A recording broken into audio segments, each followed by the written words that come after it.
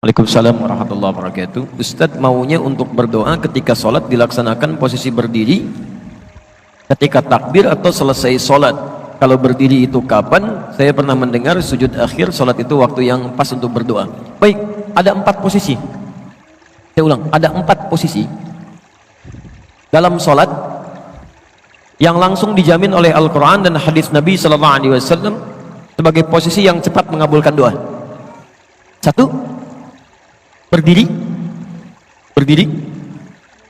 Dalilnya di Quran surah ketiga Ali Imran ayat 38 sampai 39, di Al-Baqarah ayat ke-45, di hadis Nabi SAW riwayat Abu Daud nomor hadis 649. Nanti saya turunkan. Yang kedua, saat ruku dan sujud. Dalilnya di Quran ada di surah ke-48 Al-Fatah ayat 29. Selanjutnya 4. Jadi tadi berdiri, 2 ruku, 3 sujud di ayat yang sama. Yang keempat, sesaat sebelum salam, Islam mengatakan innaka hamidum majid, itu ada doa yang kalau Anda bisa mohonkan dengan baik juga cepat dikabulkan. Itu riwayatnya ada di hadis Muslim nomor hadis 588. Saya mulai dari yang berdiri dulu ya. Ada 2 cara ketika Anda ingin bermohon saat berdiri dalam sholat. Cara pertama yang tidak dilafadzkan berdasarkan isyarat di Quran ya. Surah ke-2 Al-Baqarah ayat ke-45, wasta'inu bisabri wassalah. Dan jika Anda memiliki persoalan dalam kehidupan, terima dengan sabar, kemudian mintakan solusinya lewat sholat. Saya turunkan kalimatnya, mohon bisa dihapus dulu ya.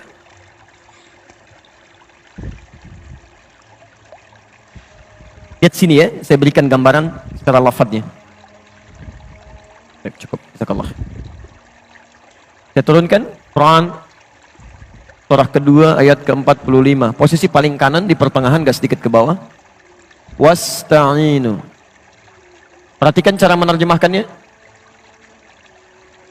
Dan jika Anda punya persoalan dalam hidup, mintakan solusinya. Pertama, bisobri, dengan sabar. Jadi jangan mengeluh.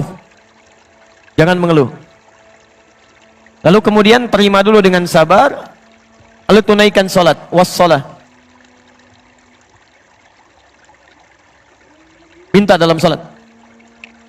Dijelaskan di hadis kapan mintanya. Di hadis Abu Daud nomor hadis 649. Lihat, fokus. Perintah Qur'annya wasta'inu, dan mohonkan kepada Allah. Kalau Anda ingin robah kalimat wasta'inu menjadi bentuk permintaan, kita yang minta, maka dalam bahasa Arab kalimatnya akan berubah dari ista'inu menjadi nasta'in. Diturunkan nasta'in.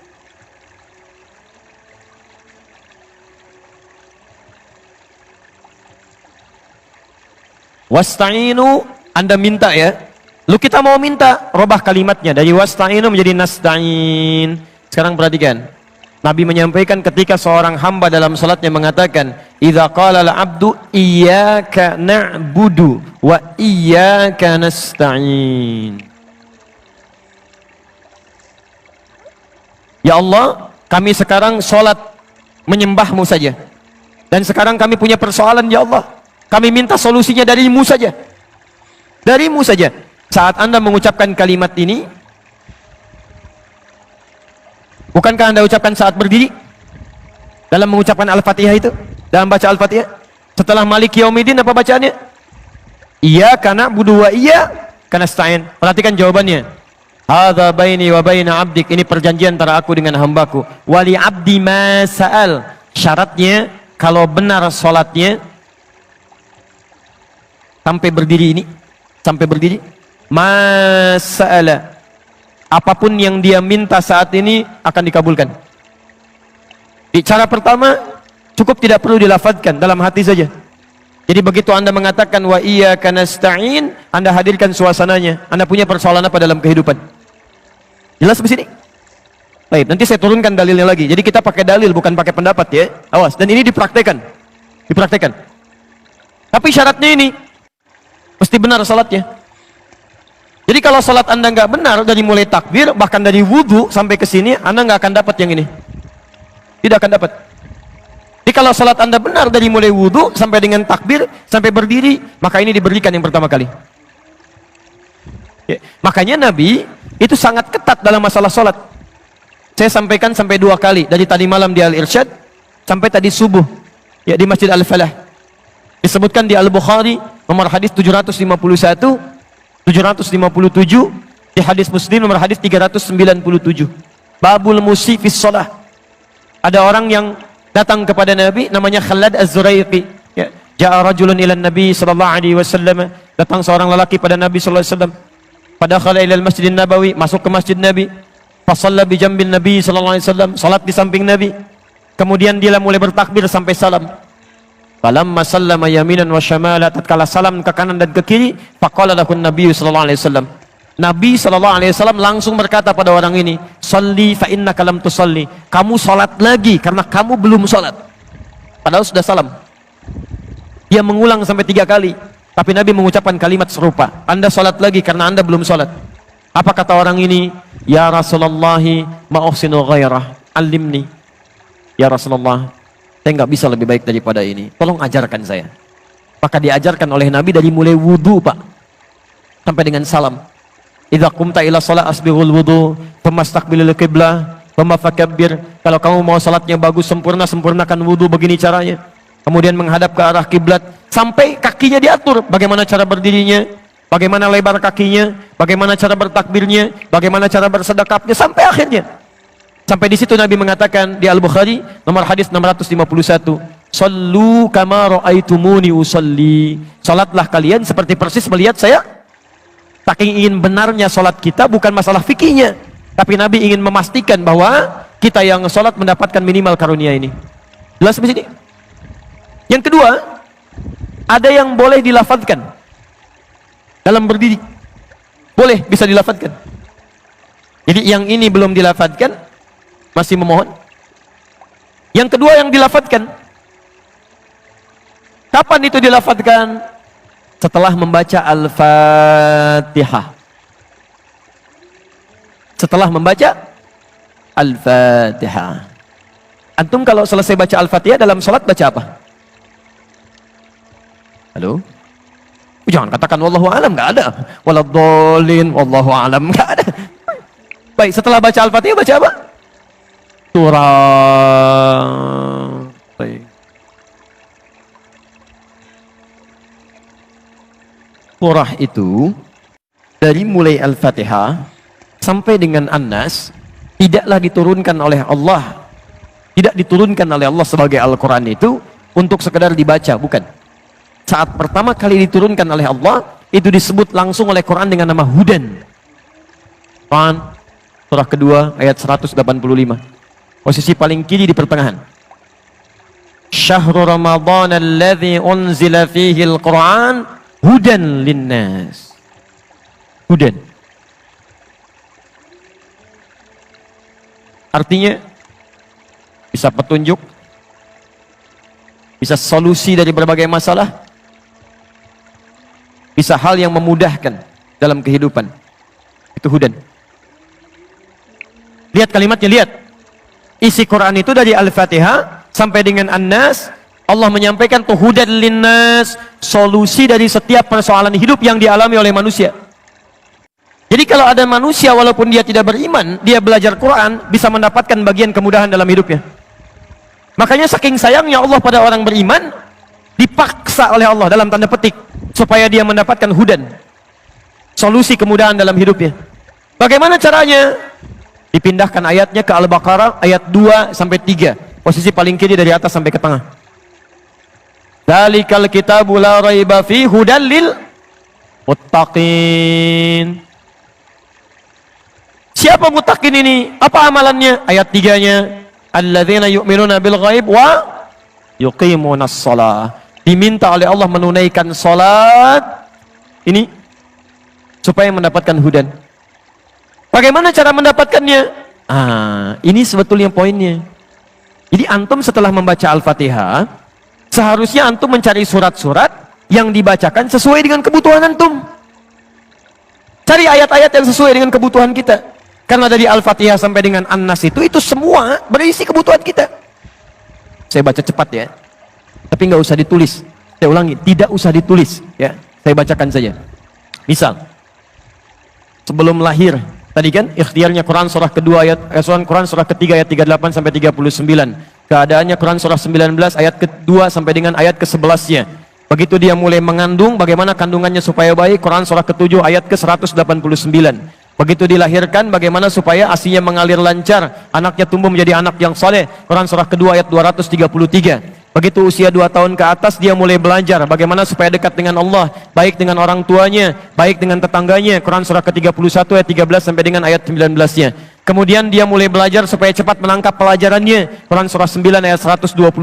Supaya meningkat prestasinya, Quran surah 58 ayat yang ke-11. Kemudian dia mulai meningkat lagi pendidikannya, mulai mendapatkan teman-teman bergaul, bagaimana supaya tidak bisa merubah keadaannya, supaya lebih dekat dengan Allah, tidak terjebak dalam pergaulan bebas, Quran surah ke-49 ayat ke-13-nya. Ada yang serius datang mau melamar, bagaimana menyikapinya, Quran surah ke-4 ayat yang ke-4.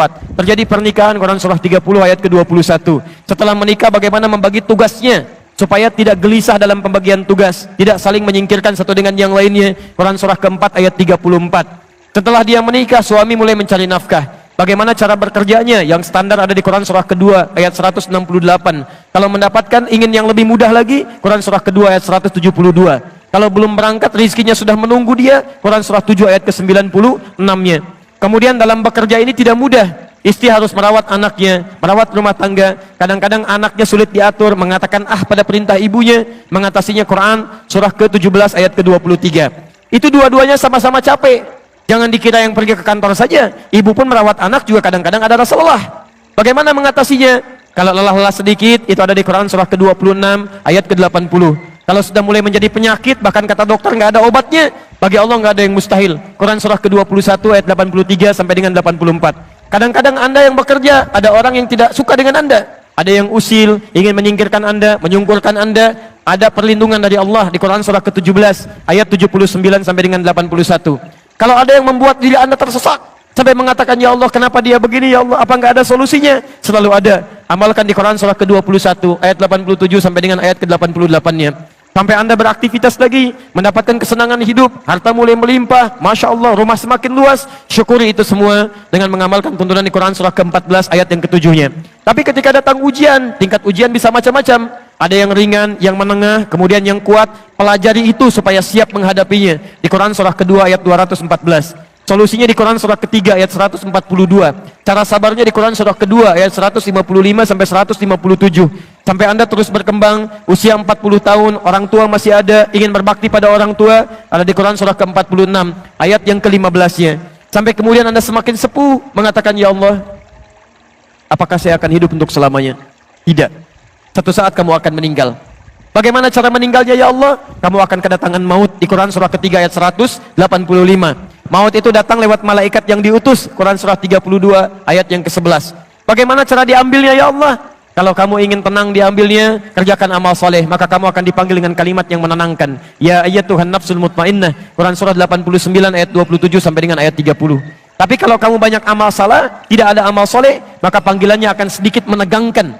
Quran surah ke-8 ayat ke-50 sambil dipukulin malaikat. Ya Allah, saya telah mengalami malam pertama di alam dunia. Bagaimana malam pertama di alam kubur? Apakah menyenangkan atau ada persoalan? Kalau ingin senang, Quran surah ke-3 ayat 169 sampai 172. Kalau kamu ingin sedikit menegangkan sambil ditampakkan neraka jahanam dari mulai pagi sampai dengan sore, boleh. Ada di Quran surah ke-40 ayat 46 sampai dengan 47-nya. Ya Allah, bagaimana suasana hisab? Apakah menyenangkan atau tidak? Kalau kamu ingin masuk surga tanpa hisab, langsung masuk mendapatkan berita gembira surga, ada amalannya di Quran surah kedua ayat 25. Tapi kalau kamu misalnya banyak amal salahnya, mengabaikan perintah Allah, bahkan kamu bisa masuk neraka tanpa hisab. Ada di Quran surah ke-18 ayat 100 sampai dengan 101-nya. Ya Allah, bagaimana suasana surga nanti, ya Allah? Ayo kerjakan amal saleh. Ada surga bersama Rasulullah tingkat yang paling tinggi. Amalan di Quran surah ketiga ayat 31, Quran surah 59 ayat yang ke-7, Quran surah 33 ayat 21. Ada surga yang di taman surga yang memberikan langsung Allah, bisa melihat Allah tanpa hijab. Quran surah 75 ayat 22 sampai dengan ayat 23. Ada amalannya di Quran surah ke-51 ayat 15 sampai dengan ayat 23. Ada Quran ada surga seluas langit dan bumi. Kemanapun kamu beraktivitas tidak akan pernah menemukan ujungnya. Quran surah ketiga ayat 133 sampai dengan 134. Ada semua. Ada semua. Di Anda punya masalah apapun, ayatnya ada di Quran. Jadi begitu mengatakan waladhdallin, cari ayat yang sesuai dengan kebutuhan Anda. Mintakan, boleh dilafadzkan. Masalahnya Ustaz, saya nggak hafal ayatnya. Jadi yang dibaca dari subuh sampai isya, An-Nas lagi, minal jinnati, dan dikabulkan oleh Allah. Mimpinya ketemu jin terus gitu kan. Itu yang boleh dilafadzkan. Tapi ini saya mohon maaf kalau tadi agak cepat ya, makanya saya katakan jangan ditulis. Tapi yang paling indah, Quran tidak pernah membuka sebuah persoalan kecuali melahirkan solusi. Ya Allah, saya harus bacakan ayatnya, bagaimana cara saya menghafalkannya? Ditawarkan langsung di Quran. Nanti lain waktu, kalau saya punya waktu yang lebih luas lagi, saya turunkan metodenya, metode Quran langsung. Kata Allah, saya akan berikan jaminan kepadamu untuk mudah menghafalkan Qurannya. Bahkan disebutkan 4 kali di satu surah. Surah 54 ayat 17, ayat 22, ayat 32, ayat ke-40. Walaqad yassarnal Qur'ana lidzikri fahal min muddakir. Dan kami jamin, kami akan mudahkan semudah-mudahnya Al-Quran itu untuk dihafalkan, untuk diingat. Sekarang ada nggak di antara Anda yang mau menghafalkannya? Pak, Bu, saking mudahnya, anak usia 4 tahun, mata buta, hafal Quran. Bahkan anak kita itu, rekor penghafal Quran paling muda, itu orang Indonesia. Dan fisiknya itu, dikatakan belum sempurna. Fajar namanya. Lahir dengan keadaan yang terlihat tidak sempurna, tapi begitu bicara kalimat yang keluar pertama kali itu Quran. Quran. ASI diberikan, ayahnya bacakan Quran 1 juz. ASI diberikan, ayahnya bacakan Quran 1 juz. Begitu bisa bicara yang keluar Al-Quran. Saking mudahnya, seorang perempuan usia 82 tahun, tidak bisa baca, tidak bisa menulis, diperdengarkan oleh cucunya Al-Quran. 2 tahun hafal Quran. Hafal Quran. Jadi menghafal Quran itu sulit atau mudah? Kalau mudah, kenapa sampai pagi ini belum hafal? Kalau sulit, di mana sulitnya? Karena semua orang mengatakan mudah. Nah, ini mungkin yang harus kita pelajari. Nanti lain waktu, nanti saya turunkan metodenya. Kita sudah buat PowerPoint-nya. Bahkan Alhamdulillah kita sudah susun mushafnya. Kita bikin mushaf At-Taisir. Nanti lain waktu, saya turunkan bagaimana metode menghafal Quran lewat Al-Quran. Bukan metode buatan manusia. Dan ini standar. Semua penghafal Quran akan mengikuti metode ini. Ya, kalau metode sudah banyak sekarang. Sesuai dengan pengalaman masing-masing. Ada metode menghafal Al-Quran semudah tersenyum gitu kan. Ada senyum-senyum gak hafal-hafal misalnya kan. Itu bukan masalah metodenya yang salah, andanya yang gak serius. Ada yang demikian ya. Nanti kalau ada waktu, saya coba berikan teori singkat. Insya Allah Anda tidak nyampe 5 menit hafal 5 ayat. Dengan nomornya sekaligus. Dengan ayatnya, dengan nomornya. Mau insya Allah? Nanti di akhir ya, karena cuma butuh 5 menit saja insya Allah. Saya teruskan dulu ini. Jadi saya kira sudah terjawab ya, yang ini. Nanti dalam ruku ada, dalam sujud ada, termasuk sesaat sebelum salam. Karena tidak ditanyakan, nanti lain waktu kita bahas. Sudah, kita coba mulai pelan-pelan praktek menghafal Quran dulu ya. Saya kasih sebentar, nanti ini saya simpan dulu. Baik. Diakhiri 11.35, 5 menit pas lah ya. Baik, Alhamdulillah. Saya boleh hapus dulu ya. Nanti teori lengkapnya mungkin lain waktu Anda bisa simak uraian kami di edisi berbeda. Sekarang saya kasih contoh dulu ya. Saya kasih contoh sebentar. Misal, Anda nanti cari mushaf, tapi nggak boleh robah ya. Satu aja, dari mulai menghafal sampai dengan selesai. Kalau bisa cari mushaf hafalan. Di antara tandanya di sampingnya suka ada potongan-potongan ayatnya. Misal, ini saya ajarkan ini satu, gini kan. Misalnya ini alif lam mim. 2 dzalikal kitabu la raiba fi dzalika. 3 alladzina yu'minuna bil ghaib. Alladzina. 4 walladzina yu'minuna bima unzila ilaik walladzina. 5 Ulaika ala hudam min rabbihim wa ulaika humul muflihun. Ulaika. Saya hanya ingin tunjukkan betapa mudahnya menghafal Al-Quran termasuk dengan angka-angkanya. Ya, tapi tujuannya bukan ingin menjadi hafid, bukan. Terserah Allah mau diberikan berapa. Yang penting ingin menunjukkan betapa ini mudah dilakukan. Lihat kalimatnya. Sekarang perhatikan, nanti kalau sudah lihat mushaf Qurannya, ada gambaran seperti ini. Di antara metodenya yang paling mudah, pertama, fokus. Kita hitung dari sekarang ya. Lihat atasnya. Nomor 1 apa? Saya ulang. Apa nomor 1? Alif Lam Mim. Baik, kita ucapkan sama-sama. Nomor 1 apa? Kemudian langsung lihat yang terakhir, nomor 5. Yang paling bawah. Baik, nomor 5 apa? Nanti biasakan begini ya, begitu pindah halaman, lihat yang pertama, lihat yang paling bawah. Maka sisanya yang tengah-tengahnya. Baik, 1 apa? 5? 5 apa? 1 apa? Sekarang lihat yang mirip. 3 alladzina. 3 apa? 4 tinggal pakai wawu. Walladzina. 4 apa? Baik. 3 apa? 4 apa? 5? 1? Ulang. 3 alladzina. 4? 5? 1? 4, 3, 5, 1. Tinggal yang kedua. Dzalika. 2 apa? 3 apa? 4 apa? 5 apa? 1 apa? Saya ulang. 1, 2, 3, 4, 5, 3, 2. Sekarang saya hapus dulu. Ini apa? Bukan, ini kosong, nggak ada apa-apa. Bisa. Tapi karena Anda sudah tervisualisasi dengan nomor-nomor ini, angka-angka ini, otomatis begitu melihat angka, Quran yang muncul di benak Anda. Nanti kemanapun ditanya akan indah, semuanya Quran. Masya Allah Ustaz, apa kabar? Baik. Tinggal di mana Ustaz? Di Bekasi. Nomor berapa rumahnya? F1 nomor 6. F1 Alif Lam Mim 6. Innal ladzina kafaru sawa'un 'alaihim a'anzartahum am tunzirhum. Masya Allah. Anak berapa Ustaz? Dzalikal kitabu la raiba fihi hudal lil muttaqin. Istri berapa Ustaz? Alif Lam Mim. Alhamdulillah. Allah la quwwata illa billah. Jelas ya? Nanti lain waktu lah. Ini saya hanya ingin tunjukkan sebetulnya Quran itu dimudahkan. Betapa mudah untuk bisa mendapatkan itu semua. Saya hitung Anda nggak nyampe 2 menit tuh bisa mendapatkan bagian dari itu. Nanti silahkan praktekkan dengan guru-guru yang lain. Dan saya dengar ada rumah tahfidz di sini. Semoga Allah Subhanahu Wa Taala berikan kemudahan untuk proses tahfidzul Quran yang ada di sana. Dan semoga antum semua sebelum meninggal dunia diberikan oleh Allah Subhanahu Wa Taala nikmat untuk bisa menghafalkan Al-Quranul Karim. Tidak cukup dengan amin, tapi mulai dulu dari sekarang ya. Cari guru yang baik, mulai menghafal dan mohonkan